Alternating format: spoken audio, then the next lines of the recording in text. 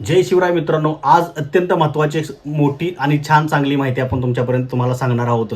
महिलेच्या मृत्यूनंतर तिची संपत्ती कोणाला दिली जाते, त्या संपत्तीवर कोणाचा हक्क असतो. एखाद्या महिलेचा मृत्यू झाल्यानंतर तिची जी काय तिच्या नावावर संपत्ती असते ती कोणाला जाते, त्याच्यावर हक्क कोणाचा असतो, अधिकार कोणाचा असतो, हे सर्व आपण या संदर्भातली सर्व माहिती आपण या काही पुढच्या मिनिटामध्ये तुम्हाला सांगणार आहोत. त्यामुळे तुम्ही स्किप न करता पूर्ण व्हिडिओ पहा आणि हा सर्वांच्या महत्त्वाचा फायद्याचा व्हिडिओ आहे, सेव्ह करून ठेवा. चला लगेच आपण माहिती द्यायला सुरुवात करूया. बघा, महिलेच्या मृत्यूनंतर तिच्या संपत्तीवर कोणाचा हक्क असतो. तर पहिली गोष्ट आहे, जर एखाद्या महिलेचे निधन झाले आणि तिच्या नावावर काही संपत्ती असेल तर ती कोणाला मिळेल? पतीला, मुलांना की तिच्या आईवडिलांना? असे अनेक प्रश्न असतात लोकांच्या मनामध्ये, साहजिकच आहे.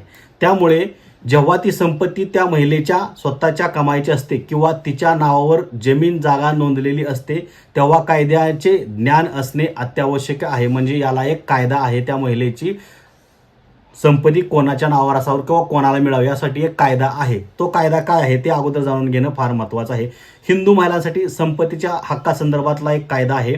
तो हिंदू सक्सेशन ॲक्ट 1956 अंतर्गत स्पष्ट केलेला आहे. त्याच्यामध्ये की तो काय कायदा आहे तो आता आपण एकदम सोप्या भाषेमध्ये समजून घेणार आहोत येत्या काही सेकंदामध्ये, मिनिटामध्ये. तर कोणत्या महिलांवर लागू होतो हा कायदा? पहिला प्रश्न, त्याचं उत्तर तुम्हाला लगेच आपण देणार आहोत. हिंदू सक्सेशन ॲक्ट 1956 हा कायदा फक्त हिंदू महिलांसाठी लागू होतो. त्यामध्ये शीख, बौद्ध आणि जैन धर्मीय महिलांचा समावेश होतो.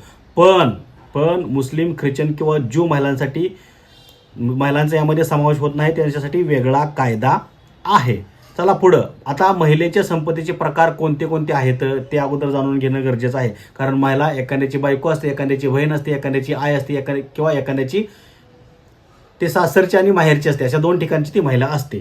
त्यामुळे आता महिलेच्या संपत्तीचे प्रकार कोणते आणि ते कुणाला मिळतात, कसे मिळतात ते आपण आता लगेच जाणून घेणार आहोत. बघा, महिलेच्या संपत्तीचा अर्थ फक्त दागिन्यांपुरता मर्यादित नाही. फक्त दागिने म्हणजे महिलेची संपत्ती नव्हे, तर तिच्या मालकीची संपत्ती वेगवेगळ्या प्रकारची असते. त्यामध्ये बघा, पहिली काय आहे, स्वतःच्या कमाईतून खरेदी केलेली, नोकरी व्यवसायातून खरेदी केलेली जी काही संपत्ती आहे ती महिलेची संपत्ती. नंतर आई वडिलांकडून वारसा म्हणून मिळालेली वारसा संपत्ती, वडिलोपार्जित जमीन, ही सुद्धा महिलेची संपत्ती असते. किंवा त्यानंतर पतीकडून किंवा सासरकडून मिळालेली भेटवस्तू, वसियत, इतर स्त्रोतामधून मिळालेली गिफ्ट, बक्षीस किंवा लॉटरी, अशा प्रकारे महिलेची संपत्ती असू शकते. चला पुढे लगेच. आता वसियत न करता, वसियत म्हणजे काय? मृत्यूपत्र असतं. वसियत न करता मृत्यू झाल्यास संपत्ती कोणाला मिळते? महिलाचा मृत्यू झाल्यानंतर ती संपत्ती कोणाला मिळते? जर तिनं वसियत केली नसेल तर जर महिलेने मृत्यूपूर्वी कोणतीही वसियत केली नसेल, म्हणजे इंटेस्टेट डेथ, तर तिची संपत्ती कोणाला मिळते? तर बघा, पहिली गोष्ट आहे पतीला मिळते, तिच्या नवऱ्याला मिळते ती संपत्ती, त्या नवऱ्याला मिळते. त्यानंतर दुसरा काय आहे? मुलगा किंवा मुलगी, त्यानंतर दत्तक मुलासह. म्हणजे पहिलं प्राधान्य पतीला असतं, त्यानंतर मुलगा, मुलगी आणि दत्तक घेतलेला असेल तर त्यांना. त्यानंतर तिसरा आहे की पतीची आई म्हणजे सासू. जर त्या महिलेचं लग्न झाले असेल, तिच्या नावावरती जर संपत्ती असेल तर तिच्या मृत्यूनंतर तिची संपत्ती कोणाला मिळते? पतीची आई किंवा सासू. म्हणजे पती सुद्धा नसेल तर, अशी गोष्ट आहे. जर पती असेल तर पतीला, पती नसेल तर मुलांना, मुलीला किंवा दत्तक मुलांना, आणि पती नसेल, मुलगा मुलगी, दत्तक मुलगा नसेल तर पतीच्या सासूला, असा विषय आहे. तर बघा आता, म्हणजे काय, जर महिलेचा पती आणि 2 मुलं जिवंत असतील तर संपत्तीचे तिन्हीमध्ये समान वाटप होते. महत्त्वाची गोष्ट, मुलगा पण आहे, पती पण आहे, मुलगी पण जिवंत आहे, तर त्याचे 3 समान वाटप होणार, पण सासूला मिळणार नाही, असं आहे.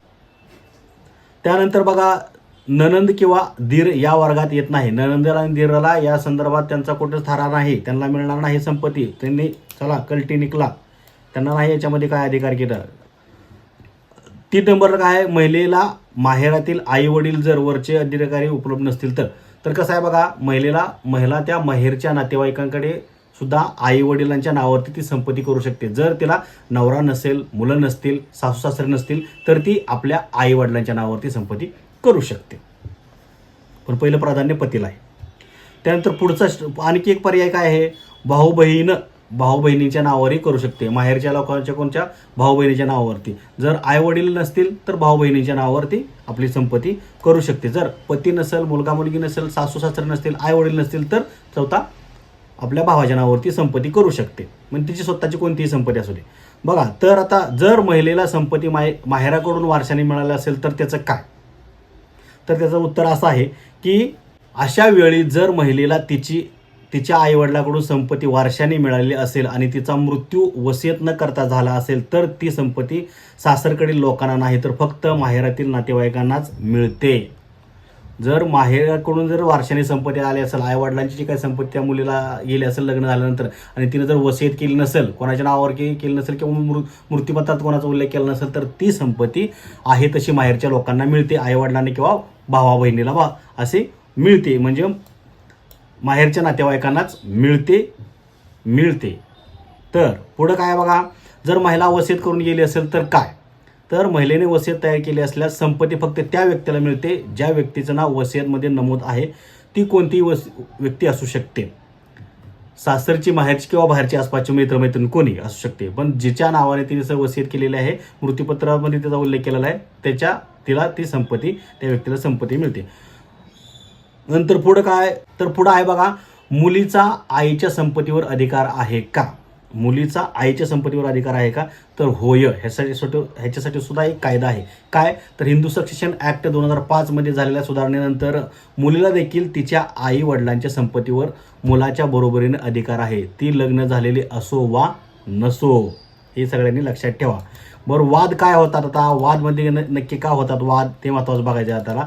तर कायद्याची माहिती नसल्यामुळे अनेकदा हे वाद होतात. महिला तरुण वयात मरण पावल्यास किंवा तिच्या नावावर मालमत्ता असल्यास सासर आणि मायका यांच्यात वितंड वाद होतो. त्यामुळे वसियत तयार ठेवणे आणि कायदेशीर माहिती असणे खूप गरजेचे आहे. तर तुमच्या नावावरती संपत्ती असेल तर वसियत तयार ठेवा आणि तुम्हाला कायदा माहिती असणं फार गरजेचं आहे. जर तुम्ही कोणाची अपत्य असाल, तुमच्या आईवडिलांकडे आईकडे जास्त संपत्ती असेल तर तिने वसियत केली तर ठीक आहे. वसियत केली नसेल तर त्याच्या कायद्याचं ज्ञान असणं तुम्हाला गरजेचं आहे. त्याच्यासाठी हा व्हिडिओ तुम्हाला उपयोगी पडणार आहे. त्यामुळे सर्वांपर्यंत हा व्हिडिओ पोहोचवा. तुमच्या जे काय घरातील महिला आहे त्या महिलेची संपत्ती कोणाला मिळू शकते, कोणाला मिळते मृत्यूनंतर, या संदर्भातली सविस्तर माहिती आपण या व्हिडिओमध्ये देण्याचा प्रयत्न केलेला आहे. सर्वांपर्यंत हा व्हिडिओ पोहोचवा. माहिती कशी वाटली कमेंट करून सांगा. जय हिंद, जय महाराष्ट्र.